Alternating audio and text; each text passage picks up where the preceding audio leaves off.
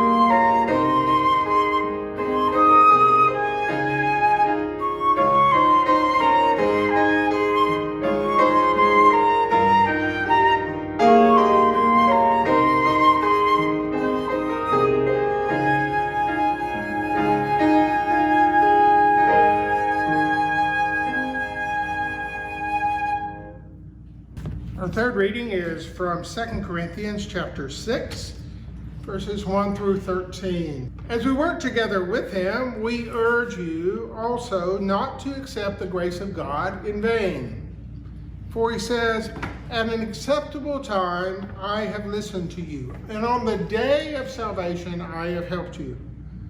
See, now is the acceptable time. Now is the day of salvation. We're putting no obstacles in anyone's way so that no fault may be found with our ministry.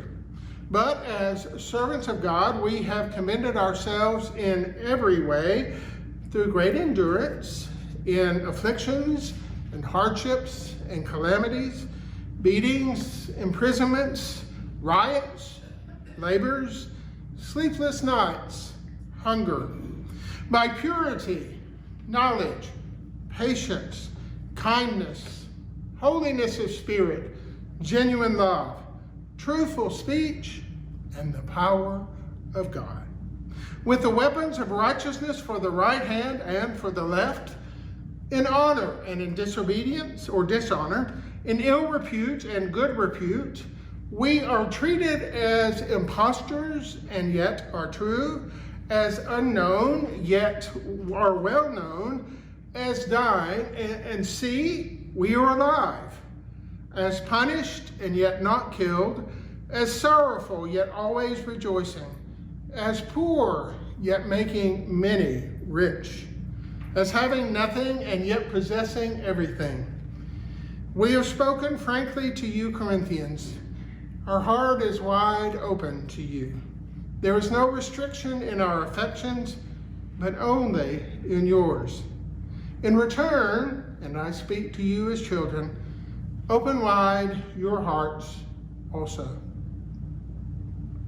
And finally, our gospel reading found in Mark chapter 4, verses 35 through 41. And the boats came along, and a huge storm came up. Waves poured into the boat, threatening to sink it.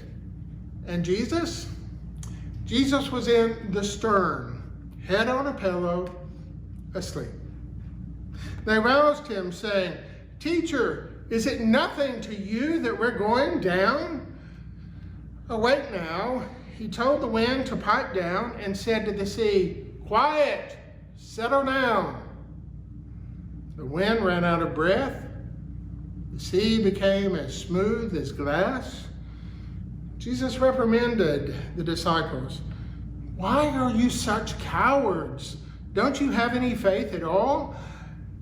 They were in absolute awe, staggered. "Who is this anyway?" they asked. "Wind and sea at his beck and call." The word of God for us, the people of God. Many years ago, when I was slightly younger than Sarah, I had the opportunity to take ROTC at UTC. And that meant that we had a chance to go rappelling up near Ruby Falls. We started out on a 12-foot cliff, about the height of the ceiling here. And we had our saddles on, our Swiss seats with the carabiners and so forth.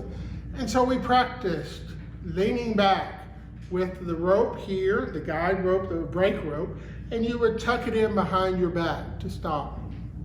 Perhaps the biggest part was learning to trust the rope. Now, I was a little bit less hefty then than I am now. And even then, it was a challenge, learning to trust the rope. But I, for whatever reason, pretty soon caught on to it. So by the end of the day, I went down a 90-foot cliff rappelling. And it was a lot of fun if you learned to trust the rope. About a year later, I was out in Colorado and beautiful mountains near Aspen. We were doing some hiking out there. We had the Swiss seats and the carabiners, and we found a nice rock to go rappelling on. And so I went and my buddy went, and then there was another person who had not gone before, and they had the hardest time learning to trust the rope. If you don't learn to trust the rope, then instead of you leaning your body back so that your feet are out at a 90-degree angle, you can continue to let go of the rope, and pretty soon your feet are up over your head. That was the exact position this person ended up in. And by the time they get there, they're terrified. Trusting the rope is hard. Even in our movies, for those of us who are Star Wars fans, I like it. In that first movie, which is actually movie number 4, I believe, in the series, something like that, I had a chance to watch Luke Skywalker flying his fighter spacecraft, and he has 2 torpedoes to destroy the Death Star. And the first torpedo he fires using the targeting computer goes awry. And as he's coming back in for his final run, and Darth Vader is on his tail, as he comes in for that final run on that last torpedo, he hears the voice of Obi-Wan Kenobi. "Luke, trust the Force." So Luke flips up the targeting computer, and trusting the force, he fires, and of course the torpedo goes right down the way it's supposed to go. He flies away and the Death Star explodes. Always in the movies. But still, trusting is hard, isn't it? There are some challenges to trusting in our life, particularly in today's day and age. It's hard to trust people. It's hard to say something in social media without worrying about somebody misinterpreting what you've said. It's hard to trust that your mistake, we are human after all, that your mistake will not be caught on video. And suddenly, you and your mistake are the new YouTube viral hit. It's hard to trust when you've been burned, isn't it? When you've had your heart broken by someone. It's hard to not have trust issues. And when it comes to God, it's also hard to trust when we can't see God. We are human beings and we need to be able to see and feel. It's really hard to trust.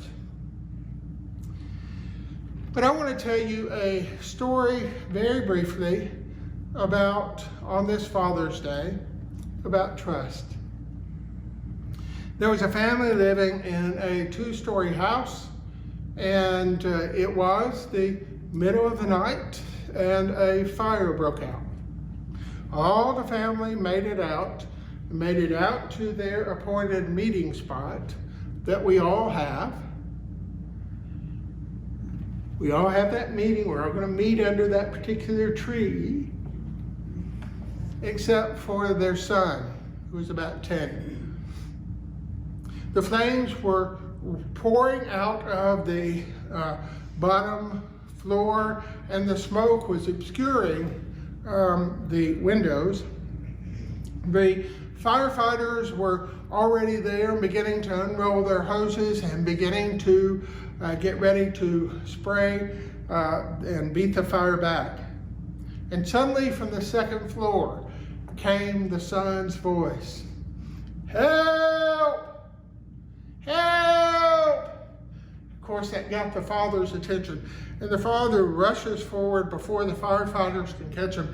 And he rushes forward there, and the flames are around him. And he can see his son up there at the second floor window. And he says, "It's all right, son, I'm here. Dad, help." He says, "Okay, I need you to do something for me." "Okay, anything." "All right, I need you to do something. You ready?" He said, "Yes." "Hurry. Jump."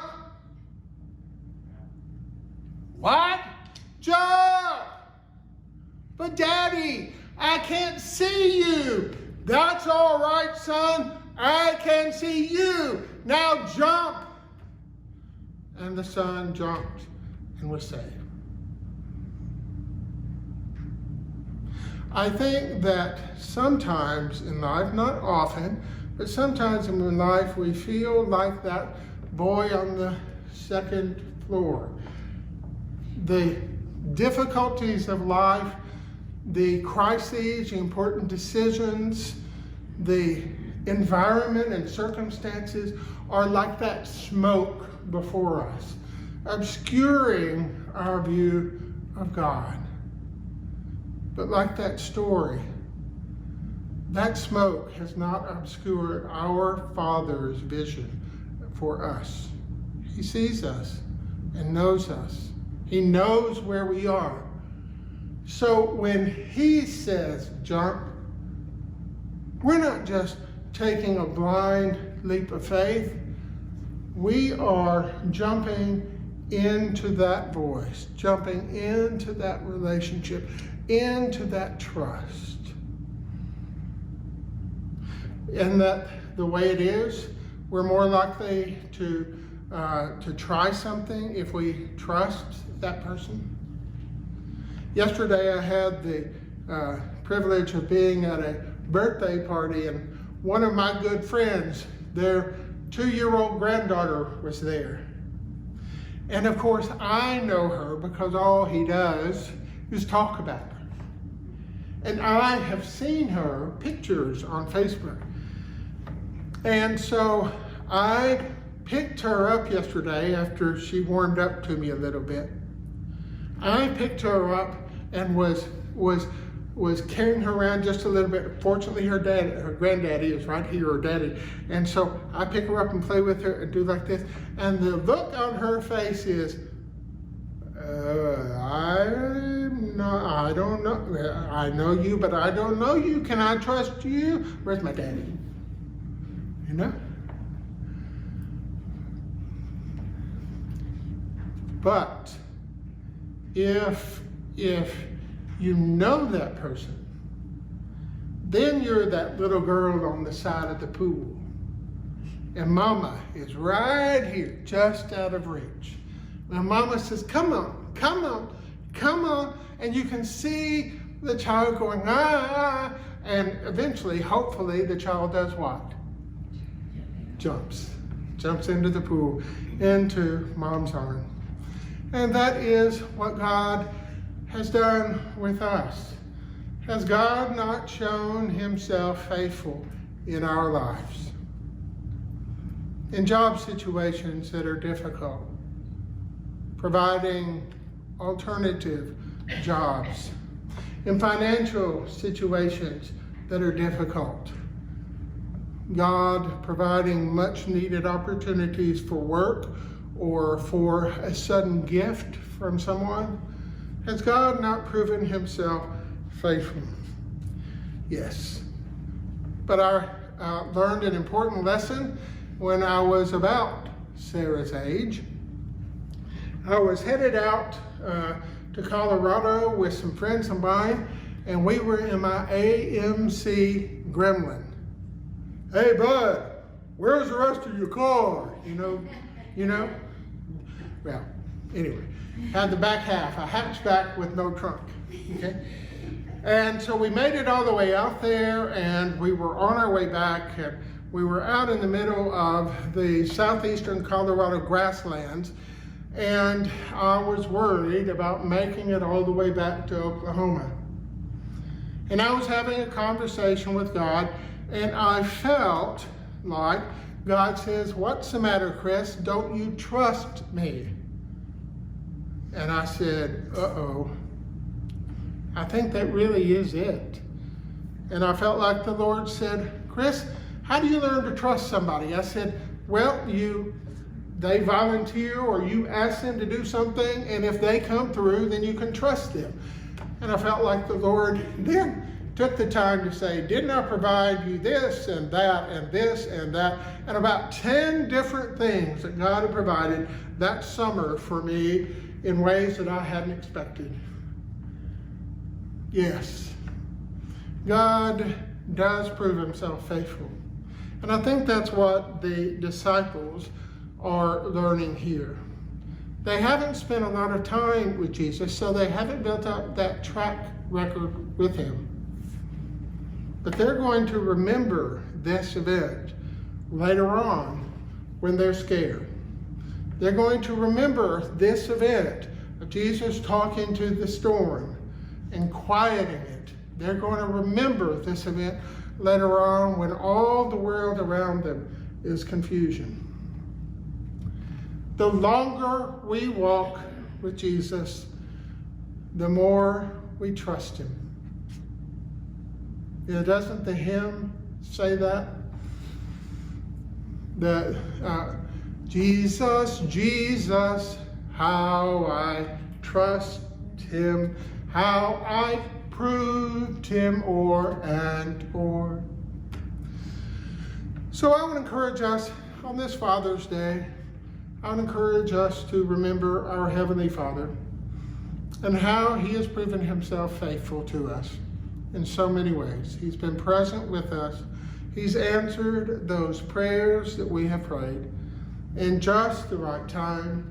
He has healed our wounds, and we have found his grace to be sufficient for all of our weaknesses. So let's trust him.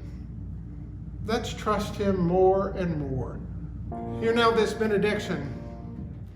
Put obstacles in no one's way, but rejoice in purity, knowledge, patience, kindness, holiness of spirit, genuine love, truthful speech, and the power of God. Go in peace. Amen.